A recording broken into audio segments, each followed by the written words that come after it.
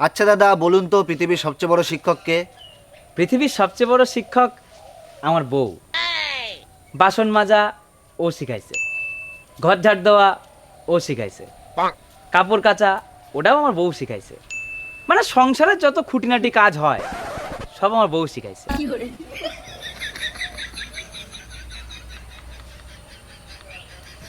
আচ্ছা কাকা, বলো তো এই পৃথিবীতে সবচেয়ে বড় মিথ্যে কথা কি? আমি তোমার কষ্টটা বুঝতে পারছি।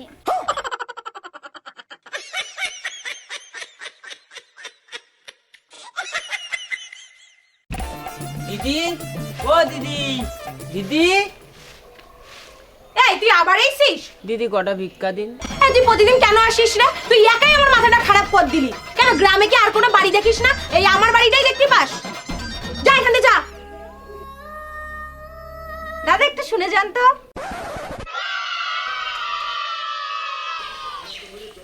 এই নিন, বাড়ি যাওয়ার পথে এই ময়লাগুলো পুকুরে ফেলে দিয়ে দেই যাবে।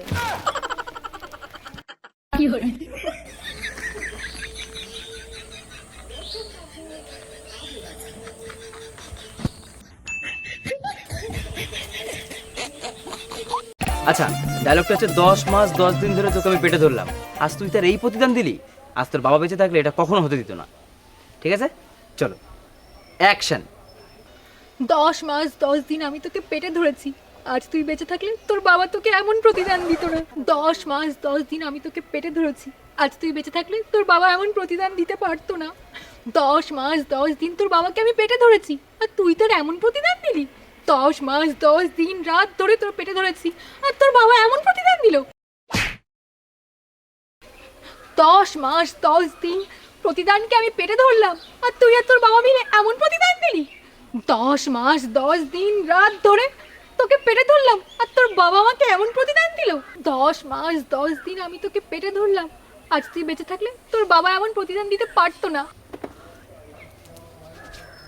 10 মাস 10 দিন রাত ধরে তোর 10টা বাবাকে আমি পেটে ধরলাম, আর তুই তার এই প্রতিদান দিলি। 10 মাস 10 দিন তুই তোর বাবারে পেটে ধরলি, আর আমি তার এই প্রতিদান দিলাম। 10 দিন আমি প্রতিদান দিলাম, আর তুই তোর বাবারে পেটে ধরলি। 10 মাস 10 দিন আমি প্রতিদান দিয়ে দিয়ে তোর বাবারে পেটে ধরলাম, আর তুই তার প্রতিদান দিলি। 10 মাস 10 দিন ধরে আমি তোর 10টা বাবাকে পেটে ধরলাম, আর তুই তার এই প্রতিদান দিলি। 10 মাস 10 দিন ধরে তুই হলি, আর তোর বাবা এই প্রতিদান দিল। 10 মাস 10 দিন ধরে তুই প্রতিদানকে পেটে ধরলি। 10 10 দুগুণে 20, 20 দুগুণে বাবা।